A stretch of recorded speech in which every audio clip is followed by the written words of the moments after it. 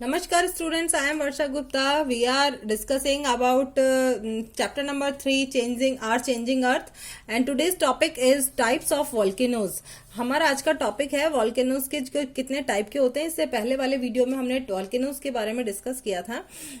तो today we discuss about types of volcanoes. Depending on the nature and frequency of eruption volcanoes में be classified as follows. अब किस basis पर हम इसको डिफाइन कर रहे हैं, देखिए frequency depending on the nature, जो वॉल्केनोज हैं उसके नेचर और उसकी फ्रीक्वेंसी ऑफ इरप्शन, जो वो फूटते हैं ना, जो वॉल्केनोज तो वो किस फ्रीक्वेंसी के साथ फूटते हैं, उसके इन दोनों पर बेस्ड होता है हमारा ये इनके हम इसको डिवाइड करते हैं।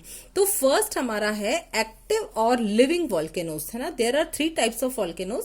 तो फर्स्ट वॉल्केनो है एक्टिव और लिविंग वॉल्केनोज। ये क्या होते हैं, इसको भी आप अपनी नोट्स कॉपी में नोट डाउन जरूर करेंगे students.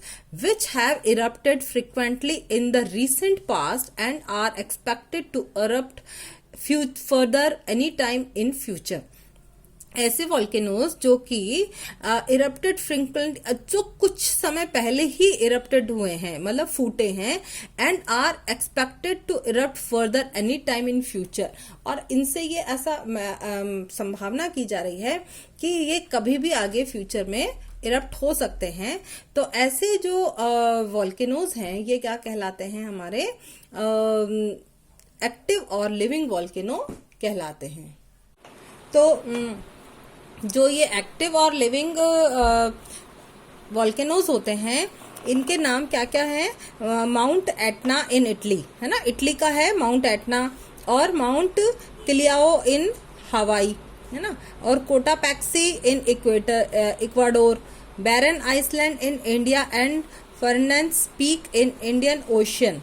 erupted more than 80 times since 1900 से अब तक ये 80 बार ही कम से कम जो है ना ये इरप्ट हो चुके हैं। ये सारे जो है ना ये लिविंग वॉल्केनोज कहलाते हैं। ये लिविंग वॉल्केनोज क्यों कहलाते हैं, एक्टिव क्यों होते हैं, क्योंकि ये बार बार इरप्ट होते रहते हैं। अभी कुछ समय पहले तो इरप्ट हुए ही थे और अब कभी भी ये इरप्ट आगे भी हो सकते हैं, है ना। तो इसीलिए इनको लिविंग वॉल्केनोज भी कहा जाता है। और सेकेंड टाइप के होते हैं डोरमेंट और sleeping volcanoes.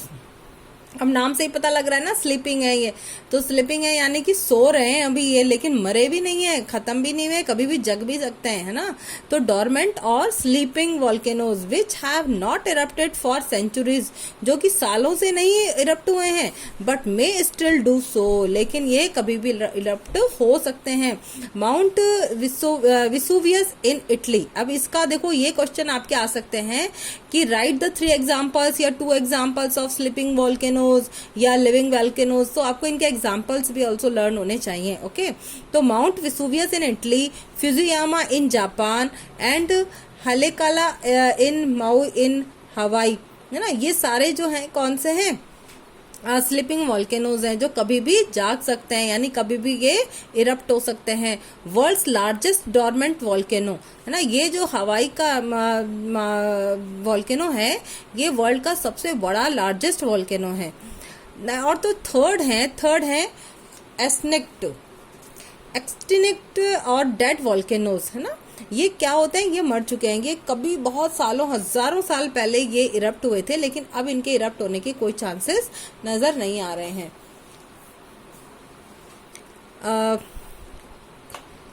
They have neither erupted for thousands of years nor is there any possibility of further eruptions in the future। और इनके मतलब बहुत सालों पहले ये इरप्ट हुए थे, अभी कोई इनकी पॉसिबिलिटी आगे फ्यूचर में इरप्ट होने की नहीं है। They are internally inactive volcanoes, ये इंटरनली इनएक्टिव हो चुके हैं, अंदर इनके जो इरप्शन होने वाले जो लावा वगैरह होता है वो बनना बंद हो जाता है ना, तो ये सब डेड वॉल्केनोज में कन्वर्ट हो जाते हैं। Mount Kilimanjaro in East Africa, ये बहुत इंपॉर्टेंट है।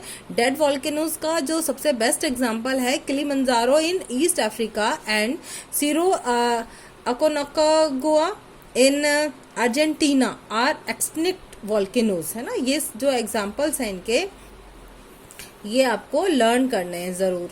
ओके, तो स्टूडेंट्स ये 3 टाइप्स ऑफ वॉल्केनोज हैं जिनको आप अपनी नोटबुक के अंदर नोट डाउन करेंगे, इनके आप नोट्स बनाएंगे, आपको अंडरलाइन करके इसमें आपको बता दी गई है, इसी के बेस पर आप अपने नोट्स प्रिपेयर करें और जो आगे आपका सेकंड टेस्ट आ रहा है उसके लिए अपनी प्रिपरेशन तैयार रखें। Okay, thank you and have a nice day.